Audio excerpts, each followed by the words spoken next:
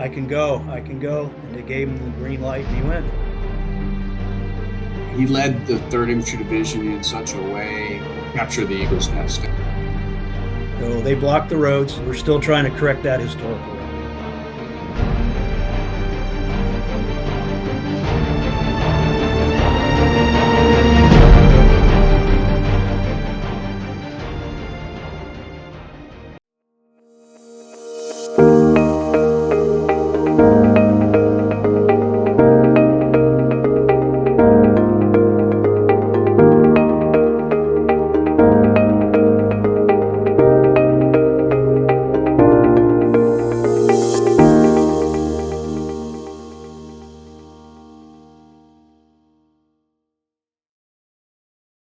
It's an important year for ABMF and ABMC for that matter, as we celebrate the success and the tremendous sacrifice of the greatest generation and their invasion of Normandy 80 years ago this year. Iron Mike is an interesting character who began his military career serving in the Delaware militia back in 1914.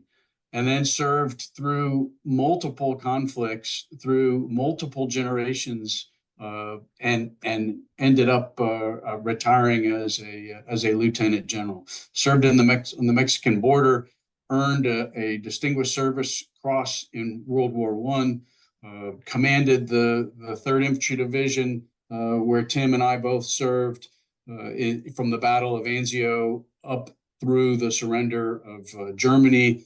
And he ended his tour in command of that division with time in Salzburg after liberating Nuremberg, Augsburg, Munich, and, as we'll talk in some detail today, Hitler's Eagle's Nest in Obersalzberg, something that is often credited to the 101st Airborne Division.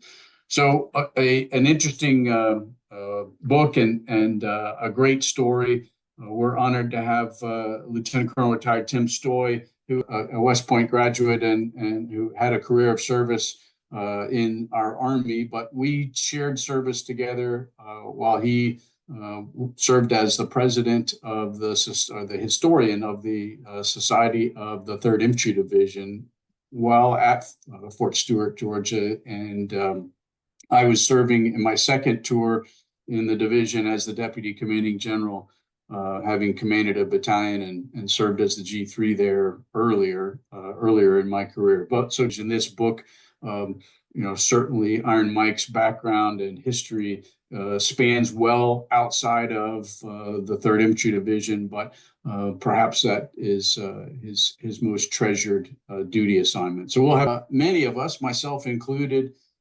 hadn't necessarily heard of Lieutenant General retired Iron Mike O'Daniel. He isn't a name that appears in history books. There aren't statues of him. There's no Army installation named after him, and so he's a bit of an unsung hero, you might say. Well, in 1994, way back when, I was serving as the Division G5 of the 3rd Infantry Division. And the Society of the 3rd Infantry Division came back on the 50th anniversary visit to Europe. And they made a stop through Würzburg. And of course, I was at the dinner and I got to meet some really great American heroes, veterans, Medal of Honor recipients. And in my discussions with them, most of them had served both under General Truscott, General O'Daniel's predecessor, and then General O'Daniel. And there was a level of respect and reverence and admiration for both these men. Of course, I knew Truscott. He'd had several books written about him previously. He had his own autobiography. And I did a little bit of digging and thinking about General O'Daniel. Says, well, why isn't he better known? Because I learned more over time about the things that he had contributed through his military service. Unique. People don't even think about some of the things that the Army did in the 20s and 30s between the wars. And so that was the genesis. I felt also as a military historian, they talk about 3-star and 4-star general Army commanders, Army group commanders, some corps commanders. They rarely spoke about division commanders, and it's the division commanders, I feel, who translate vision to action. They take a broad, large organization with great, capable people, and they focus those efforts to meet the objective.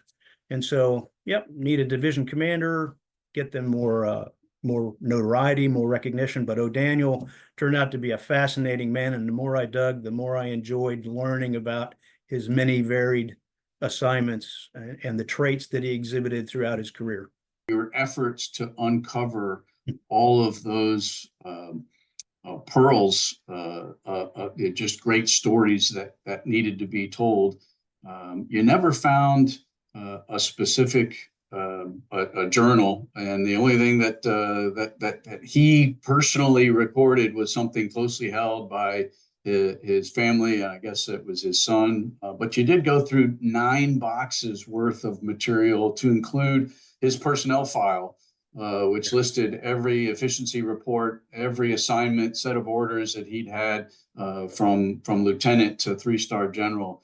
There's actually 20 boxes of personal papers and orders and things that he kept, and 6 boxes of pictures. So what I found is when a person keeps his own papers, it is invariably what he felt was valuable, what he felt was complimentary, and all those things. And when I was able to get, through the assistance of the Center for Military History, access to his personnel file out at St. Louis to the National Personnel Record Center, that gave me insights coming from the side and above and below. And those are also valuable in painting an entire picture. Maybe not always walking on water, but at least wading through it at knee level as opposed to drowning, those kinds of things. And then also had great good fortune in contacting his granddaughter, who had some personal photos that she shared with me, some letters, and then found his stepchildren from his second marriage. They were adults when they married. He married their mother, who also provided me insights to him as a man, not just as a general, but as a human being. You explained through that process, one might conclude, as has been concluded about other wartime generals, much has been written about Patton. Asked the question, would Patton have been a general in today's army, based on some of of his things that defined his reputation. Same with MacArthur, for example. What struck you in General O'Daniel's upbringing, pedigree, sort of what he brought to the Army at that time, and would you agree or disagree that he was sort of the unlikely general, based on sort of his education and his perhaps reputation more towards the brute force and ignorance method, instead of perhaps one that was described by a bit more poise and deliberate approach? General Daniel took every job he was given and did his best. There were good jobs, bad jobs, mediocre jobs, career deadline kind of jobs. He didn't care.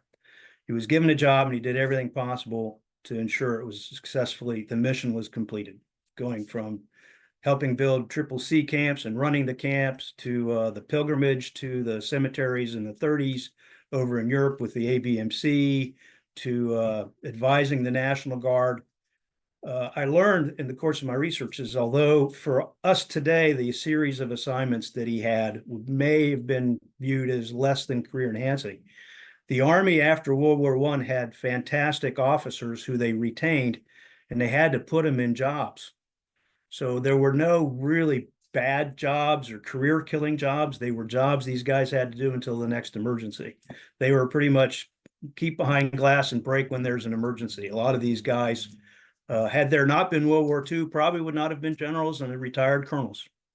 But the war gave them the opportunity to showcase their talents. O'Daniel had a force of personality which always brought his subordinates to his desired objective. He had that ability to realize his vision and translate the vision of his superiors into actionable missions. And I think that was the secret to success, and would be today. However, in today's Army, the impression I have, I've been retired for 12 years, he may have been viewed as a toxic leader in that he demanded and accepted nothing except success and high standards. And as such, might have been viewed as a little too hard on his subordinates. But he took a lot of time to develop his subordinates, but realizing that in combat, there's not a lot of time. So you have to be very directive with a bunch of inexperienced junior commanders. He had battalion commanders that had 4 years in the Army. They're 26, 25, 26, 27 years old, and they're fighting in combat. They've never been to the advanced course or the war college or all the schools that we have the advantage of now to prepare our commanders for war. So yes, he had a tendency to micromanage, but that was also his way of training his subordinate commanders. Well said. And while he may have had what we might describe now, maybe it wasn't so much then, but what we might describe now as an atypical career path, he, as you said, he grew wherever he was planted. He did every job well. He gave 110%, whether he was leading Black soldiers in an army where we were still figuring out what segregation was going to look like, in an army where perhaps folks that served in that capacity weren't always rewarded. He led, as you mentioned, in the civilian, was responsible for a region of the Civilian Conservation Corps, and ultimately was given very difficult, but yet important missions for our Army that he turned into a positive outcome. And I think over time he developed a reputation as a meticulous, as a ruthless disciplinarian, yes, but a meticulous trainer.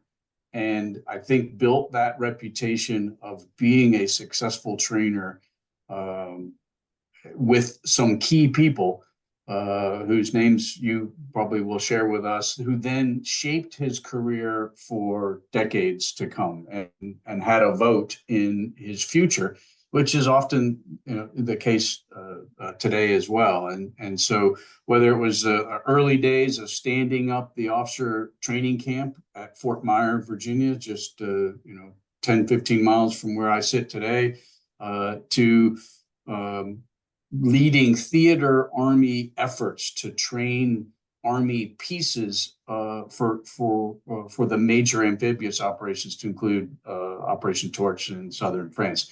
He got it done, and he delivered and contributed at the strategic level against some very difficult mission sets, and was I think rewarded with a reputation as a master trainer, and I think got future opportunities as a result.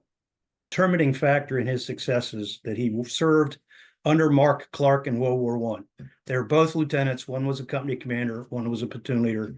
They both did very well, developed great reputations in World War I, and then they sort of went their different directions, different career paths. And then in the 1939-1940 timeframe, when Clark was starting to rise rapidly as a star out there on the West Coast as the G2/G3 of the 3rd Infantry Division, and oversaw the first great amphibious exercise the Army ever held in preparation for World War II. And when Clark got into positions to influence assignments, when he was working with General Clay at Ground Forces Command, he reached out and grabbed Iron Mike, who'd done yeoman work for General Kruger, running at Third Army, running the junior officer training camps to prepare junior leaders for the coming war. And so he had great report cards from General Kruger, who was not known to suffer fools gladly. He had Clark ready to grab him the minute he needed him. And when the war came, he got the opportunity to shine, ran the amphibious training for Eisenhower and Clark in England, prior to going into Northern Africa as a regimental commander. And then once he got promoted to general, ran the 5th Army Amphibious Training Center and then the Invasion Training Center for Clark, preparation for going into Italy, and then got to go to Sicily as an adjunct, sort of additional 3rd assistant division commander, and then from there on became basically a commander, assistant division commander, late 43, and then from then on was a commander, and insisted that whenever units were not in combat on the line, that they conduct training at the individual level, because it was an individual replacement system in the Army, and those guys who showed up had no idea what they were doing, and he needed to make sure they got as capable as possible, as quickly as possible. We were doing, our country was completely mobilized and 100% focused on generating war power and combat power. And these training camps that he was asked to put together, literally were taking drafted men at the time with very little, if any, military service or knowledge or orientation, and in 3 months' time, teaching them enough to allow them to join units already deployed forward and join their platoons, leading platoons forward. He insisted on high standards. He insisted in field training. As mentioned earlier in the book, he was not an academic. He was a practitioner, not a theoretician. And he insisted that everything be done in field training exercise, STXs, we would have called them in our time, situational training exercises. And what he did for Third Army was he had colonels down to second lieutenants would go through the junior officer training program, and every day they'd get a different job. So one day a colonel could actually be a platoon leader, and a lieutenant could play regimental commander. And that's how they learned each other's responsibilities and jobs, developed themselves as professionals. And that's really what General Kruger appreciated there, putting these guys through their paces, because they didn't have a lot of time to get ready to go to war. Through a combination of events and timing and requirements at the time, he only spent a little over 90 days in regimental command in the 28th Regiment, participated in the operation that he helped train and plan an army for, and then participated in that as a regimental commander. After about 90 days of command, he found himself, I think you wrote something like second or third from the bottom of the brigadier general list. He was 591 out of 592. So, nonetheless selected for promotion to general, and was given, perhaps, based on that ranking, wasn't necessarily given some of what one might be considered the plum assignments at that time, and perhaps maybe not something that was at the top of his list, but was given the opportunity, the important task of running the amphibious training center, which propelled him into recognition and praise from leaders in the theater. And then he was perhaps reputationally and physically was in the right place at the right time to slide into an assistant division commander job. Can you talk a little bit about that, and then what sort of unique set of circumstances allowed him to become the 3rd Infantry Division commander? Well, he was 168th Regimental Commander in 5th Army when he was selected to Brigadier General, so he couldn't remain in command. And they had just stood up 5th Army in December of 42. And of course, 5th Army was being commanded by Mark Clark. So he had this brand new Brigadier General. He's building a staff with assets in theater. He's not getting assigned people from the United States. They said, okay, here's 5th Army, here's a bunch of your guys. He had to find people, and he knew O'Daniel. O'Daniel had done the training in England for the Torch forces that were coming from England, not the ones from the States. So he was on the staff. He got that job, and he did it very well. And then as the buildup for Sicily started, higher headquarters, Eisenhower and others were concerned. They were plussing up the 3rd Division to be almost a core size of almost 60,000 people with all the attachments and additions that they needed. And the concern was, they've only got the division commander, General Truscott, and an assistant division commander, General Eagles. they might need another general officer to help them get through this. And it was decided O'Daniel would go as an attached asset to work for General Truscott, basically running the beach, because that's was his wheelhouse, was beach operations, the amphibious part. Then after that, he was sent when in September, when they landed at Salerno, he was attached to the 36th Division, commanded by General Walker, who had served incidentally with O'Daniel in Arizona in the early 1920s. And he was given, when they had these problems at Salerno, he was given a sector. They had 3 general officers, 3 1-stars, each got a sector on the beach. He got the most critical one, where the German penetration into the Salerno beachhead was the most threatening, and he did a great job there. But he wasn't assigned to the 36th, even though they managed to fire the one assistant division commander that they did have. Pulled back up to 5th Army Staff, and in October finally assigned as the permanent assistant division commander to 3rd ID. Fought it along with General Truscott until they were withdrawn from the line in preparation for Anzio. Was the assistant division commander going into Anzio, and then when the 6th Corps commander was relieved in February of 44, February of 44, General Lucas, and General Truscott was booted upstairs to be the Corps commander. He took over the division and commanded it from mid-February 44 until the end of the war.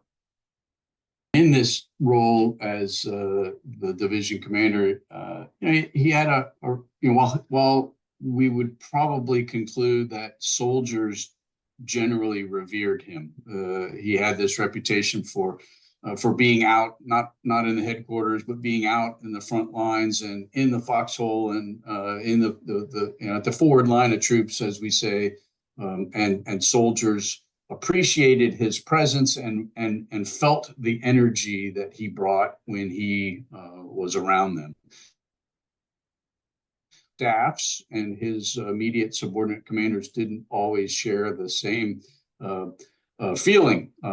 And so there were some formative folks, one of whom that you write about is Colonel Johnson, his chief of staff, who went on to become a major general himself, and in fact came later to work for General O'Daniel again, but spoke openly about the challenge of being his chief of staff. Do you want? General O'Daniel was a forceful personality, and as General Johnson said in his memoir, which was a godsend for helping me write this book, because when anybody knows the man, it's his chief of staff, as you will attest, that he didn't trust younger officers, and Johnson was a younger generation, and he was concerned about the lack of experience and the ability to anticipate that comes with experience in the Army.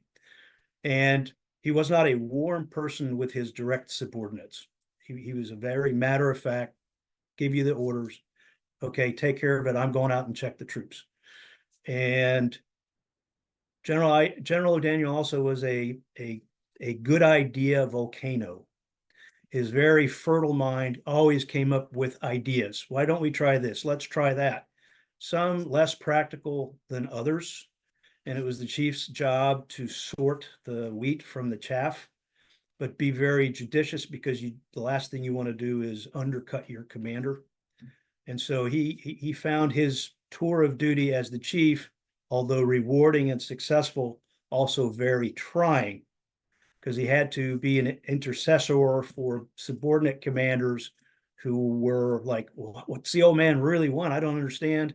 And at the same time, get the boss what he really wants and needs. And so, and also the regimental and the battalion commanders, as you noted, he was always out. And commanders sometimes just don't like the boss constantly looking over their shoulder.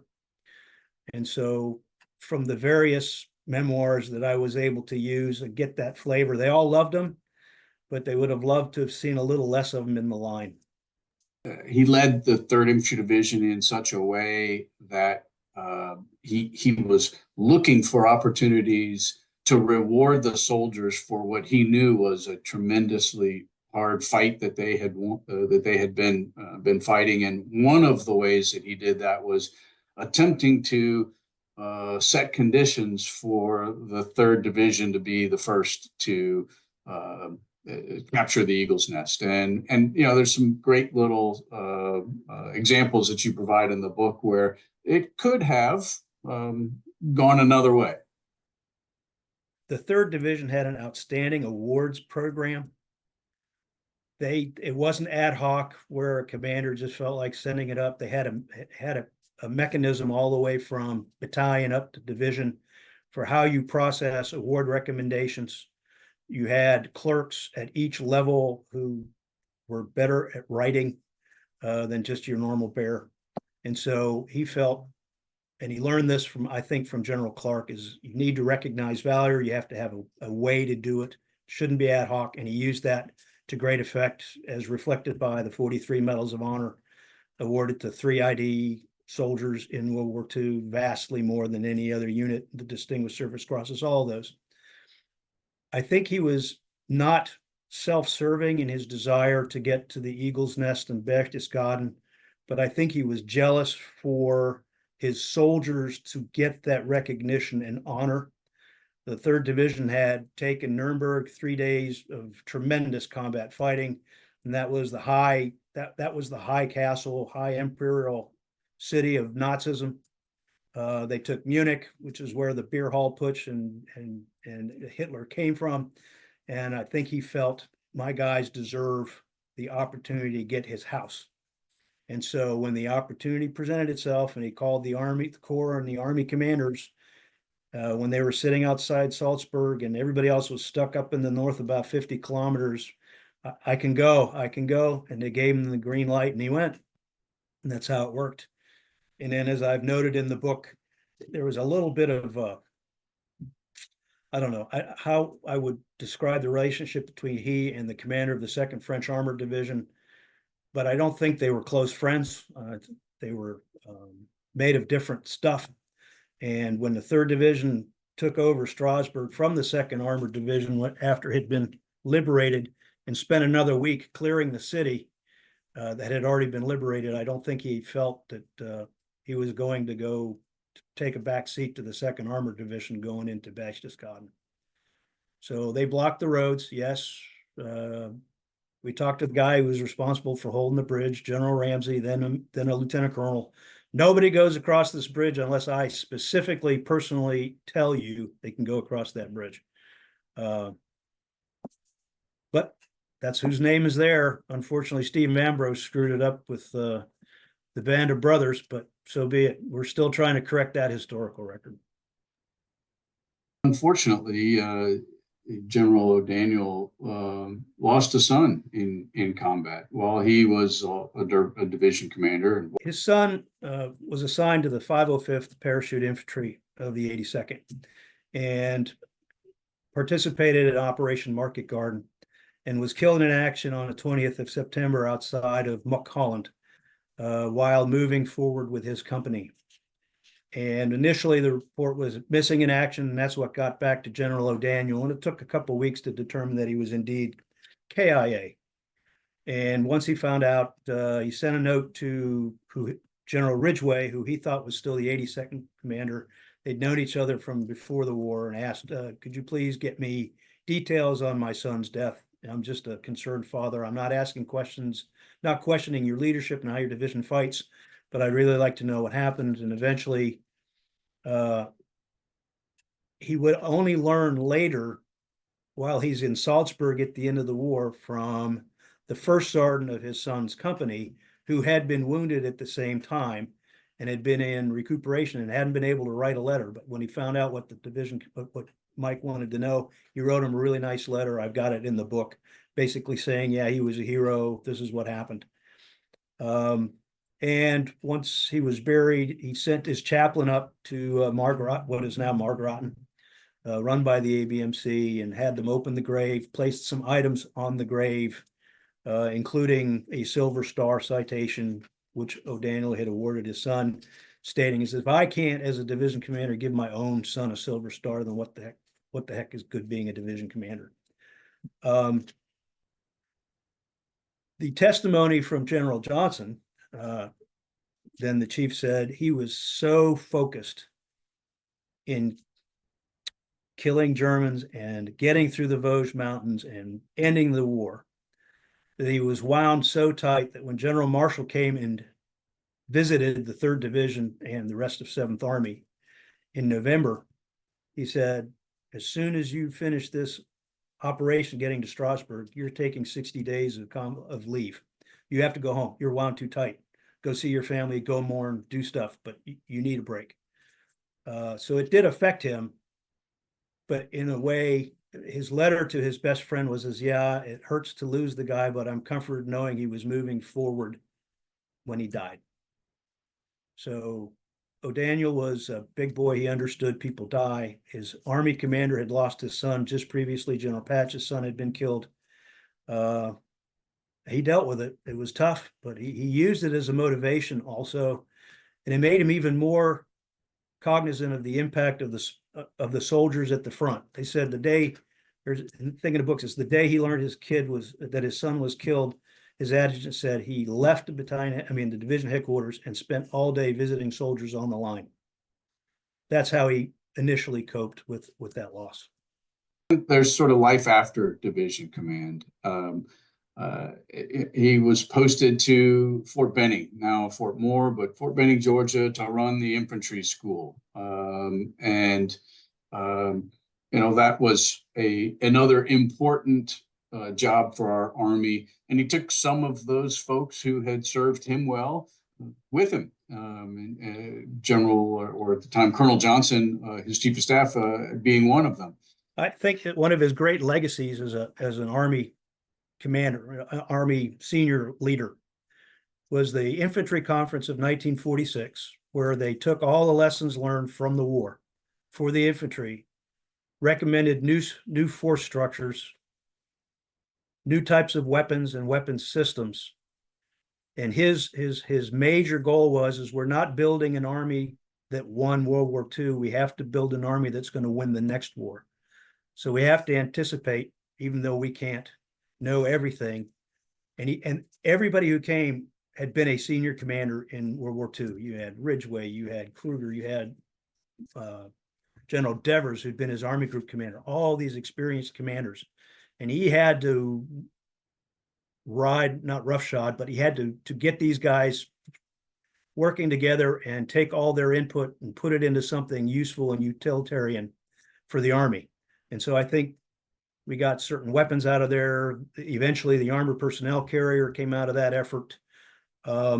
Changes in the size of the infantry squad based on how many people a human being can actually control on the battlefield. So I think that was a great legacy of his time at Fort Benning.